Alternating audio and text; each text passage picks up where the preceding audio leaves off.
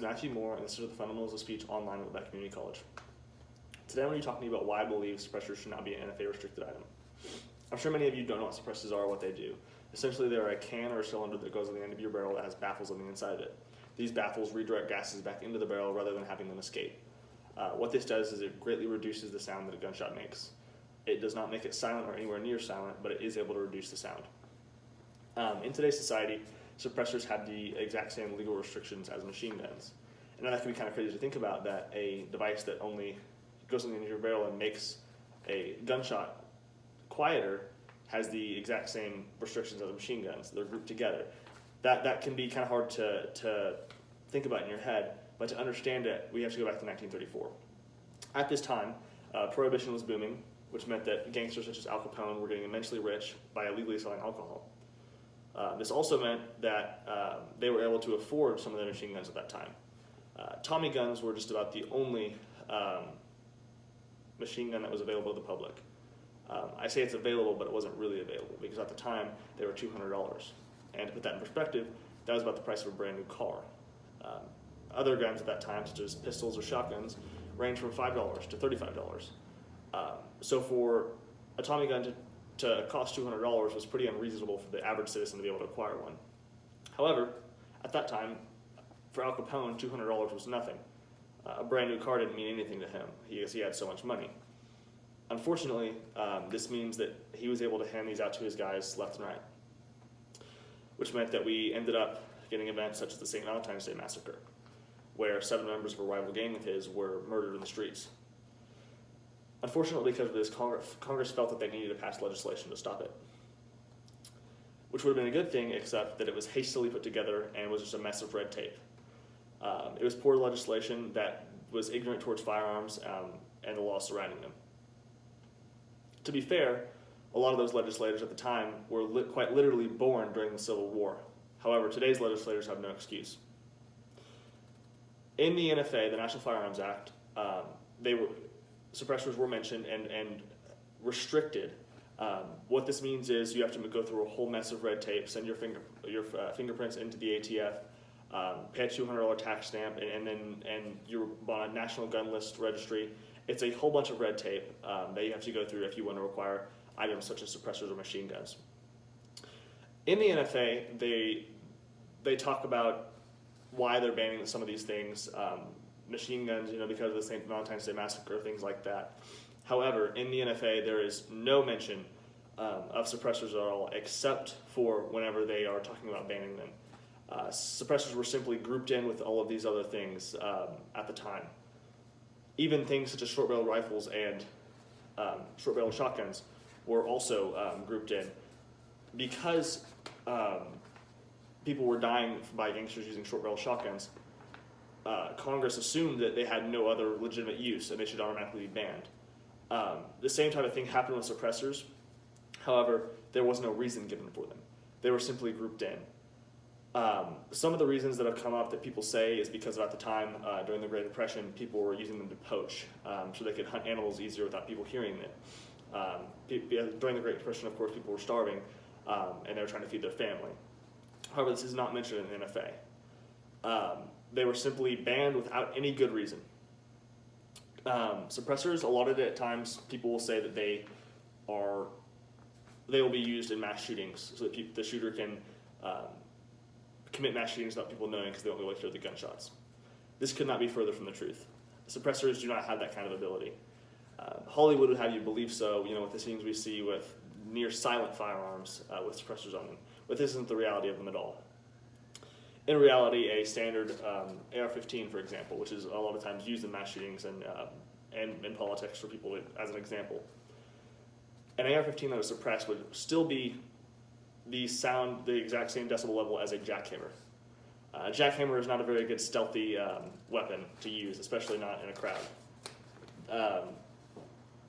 Even under the worst circumstances with suppressors, about 44 suppressor-related shootings are committed per year for the past decade on average. And most of these are just registration paperwork mistakes. However, some of them are shootings. But even under the worst circumstances, if we assume that every single one of those was a shooting and every single one of them led to a conviction through the court system and led to a conviction, the conviction rate for suppressors would still only be 0.003%, which means that it has a less conviction rate than knives or swords or any other weapon that is actually silent. Suppressors are not quiet. They reduce the sound of a gunshot, they make it safer for your hearing, and they make it quieter for the neighbors. But they are not silent.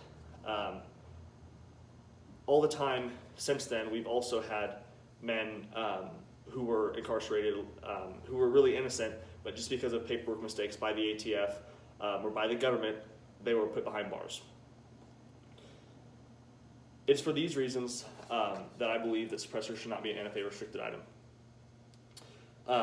On top of that, suppressors also have benefits to firearms. A lot of times you will see military and SWAT teams use suppressors on their guns. This is not for stealth.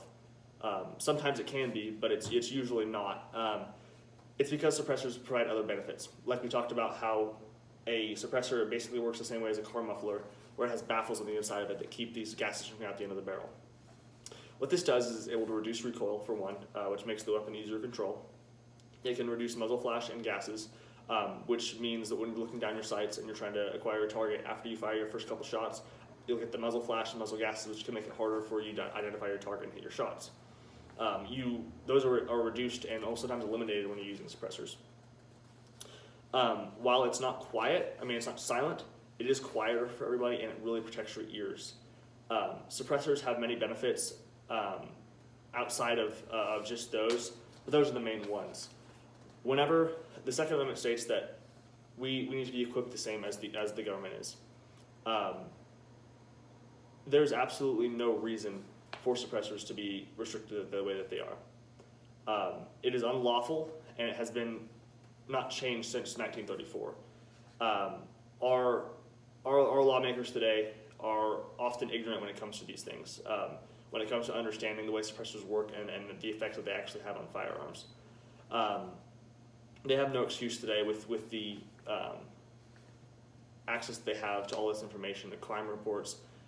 But I guess that today, in today's society, they would rather watch Hollywood movies and see how silent suppressors are rather than read crime reports. And that's why we need to do something about this. Go to your lawmakers, go to your senators, go to your congressmen, and tell them this stuff. Explain to them that they're not the bad things that people make them out to be. Suppressors have legitimate uses in our lives. It may not be something that you think about now, but down the road someday when you have a family and you want to protect them, having a suppressor on a home defense gun is a great thing to have because of the benefits that I talked about. It's for all of these reasons that I believe that suppressors should not be an NFA restricted item. I believe that they should be over-the-counter items, just as any of these things are on the table in front of me. Sights, magnifiers, angled foregrips, all of this stuff you don't have to have restrictions to buy. You go to any store and you're able to purchase them. For example, this magnifying optic that you use with a red dot sight that magnifies it, it is also just a tube, just like a suppressor is, but instead of having baffles and a thread on it to go in the end of your barrel, it has electronics and lenses. There's nothing about a suppressor that makes your gun more deadly or potentially able to cause more harm. It is simply because they are grouped together in the 1934 NFA. This is an outdated piece of legislation that was hastily put together in the first place by technically ignorant lawmakers, and there needs to be something done about it. So this is why suppressors are an NFA item and why they should not be. Like I said, having access to this type of equipment is imperative for our society. The reason that we have the Second Amendment is to defend ourselves against foreign and domestic threats. This means that we want to be equipped just as well as our own government because that is a domestic threat. And for us to not be able to acquire those things and for them to be restricted the way that they are is unlawful and should be changed immediately. But this is why I believe that suppressors should not be an NFA restricted item, and why I hope that you will also see that and do something about it. Thank you.